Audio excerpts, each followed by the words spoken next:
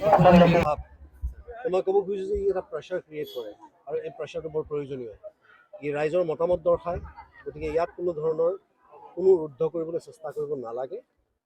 এই আমাৰ যি বাক স্বাধীনতা আছে তাৰে আমি জুবিন গাৰ্গৰ সত্তাক সন্মান জনাই যিখিনি কামে কৰিছে সেই ক্ষেত্ৰত সদায় এটা কথা মনত ৰাখিব লাগে যে যিসকল লোক একত্ৰিত হৈছে সেইখিনি কিন্তু কোনো জাতি ধৰ্ম ভাষাৰ হেৰি নিৰ্বিশেষে তেওঁলোকে কিন্তু জুবিন গাৰ্গক ভাল পাই বাবেহে ওলাই আহিছে। গতিকে এই কথাটো অলপ চেঞ্চিটিভলি ডিল কৰিবৰ কাৰণে মই এই মঞ্চৰ পৰাই আহ্বান জনাইছোঁ চৰকাৰৰ ওচৰত আৰু যি প্ৰক্ৰিয়া চলি আছে SIT সেয়া যাতে নিৰপেক্ষভাৱে হৈ যায়, নিভাঁজভাৱে হৈ যায় তাকে আশা কৰিছোঁ। সময় কিবা বান্ধি দিব নেকি? নহয়, সময় আমি বান্ধি দিয়াটো উচিত নহয়। তেওঁলোকে কৈছে তেওঁলোক আৱেগিক হৈ আছে, আমি কেৱল আৱেগেৰে চলিলে আমি জুবিন গাৰ্গৰ প্ৰতি ন্যায় নাপাম। অকল আৱেগৰ বশৱৰ্তী হৈ চলিলে নহ'ব। আৱেগৰ বশৱৰ্তী হৈ যিসকল লোকে যিসকল জুবিন অনুৰাগী আজি আত্মহত্যা কৰিবলৈ চেষ্টা কৰিছে, যিসকল লোকে আজি এনেকুৱা এটা প্ৰশাসনীয় অৱস্থাৰ সৃষ্টি কৰিছে য'ত তেওঁলোকক দমন কৰিবৰ কাৰণে চৰকাৰে গুলীচালনা কৰিবলগীয়া হৈছে, এই ধৰণৰ আৱেগিক কাৰবাৰবিলাকক মই এতিয়া অলপমান ধৈৰ্য ধৰিবলৈ মই অনুৰোধ জনাইছোঁ। কাৰণ আইনী প্ৰক্ৰিয়া এটা হ'বলৈ হ'লে আমি ধৈৰ্যৰে ৰ'ব লাগিব। আইন ব্যৱস্থাৰ ওপৰত যদি আমাৰ আস্থা নাথাকে তেতিয়াহ'লে তেওঁলোকেও নিয়াৰিকে তেওঁলোকৰ কৰণীখিনি কৰিব নোৱাৰিব। আজি যেতিয়া হতাহতি হৈছে বাক্সাৰ নিচিনা জেগাত, তাত আমি দেখিবলৈ পাইছোঁ তাত সংবাদকৰ্মী আহত হৈছে, সৰ্বসাধাৰণ জনতা আহত হৈছে, তাত আমাৰ পুলিচ কৰ্মী আহত হৈছে। গতিকে এনেকুৱা ধৰণৰ বস্তু আমাক আমি আইন প্ৰক্ৰিয়াটো কোনো ধৰণৰ সময় বান্ধি দিব বিচৰা নাই। তেওঁলোকে নিজৰ সময় লওক, খালি আমাক শুদ্ধকে উচিতভাৱে ৰাজনীতি কৰাৰ কথাও আহি চব প্ৰকৃতিটো এই বস্তুটো আছে। প্ৰকৃতিটো এটা বস্তু, এটা জীৱ যেতিয়া নাইকিয়া হৈ যায় তাক শেষ কৰিবৰ কাৰণে পৰুৱাৰ পৰা আৰম্ভ কৰি বীজাণু নিজৰ কাম আৰম্ভ কৰি দিয়ে। গতিকে সকলোৱে নিজৰ সা সুবিধা চাই কাম কৰিবলৈ চেষ্টা কৰিবই, কিন্তু আমাৰ কেৱল দায়িত্ব হৈছে আমি আমাৰ লক্ষ্যত স্থিৰ হ'ব লাগিব। আমাক যি ন্যায় প্ৰক্ৰিয়াৰ কাৰণে আমি আজি আন্দোলন কৰিছোঁ বা যি ধৰণে আমি আমাৰ প্ৰতিবাদ সাব্যস্ত কৰিছোঁ সেই অব্যাহত থকা লক্ষ্য আমাৰ স্থিৰ হওক, কোনো ধৰণৰ কথাত যাতে কোনো বিচলিত নহয়।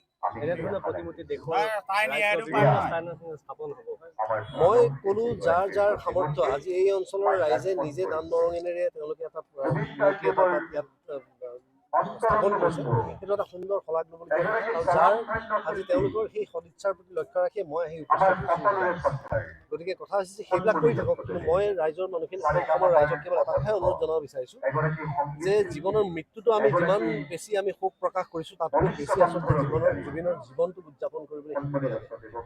তেওঁৰ যিবোৰ আদৰ্শ, প্ৰকৃতি প্ৰেম, গছৰ প্ৰতি ভাল পোৱা, তেওঁ যে অধ্যয়ন কৰিবলৈ কৈছে অসমীয়া জাতিটোক, তেওঁ যে গামোচাৰে যে জাতিৰ উদ্ধাৰ নহয় বুলি কৈছে, এই কথাবোৰত অলপমান গুৰুত্ব দিয়ক।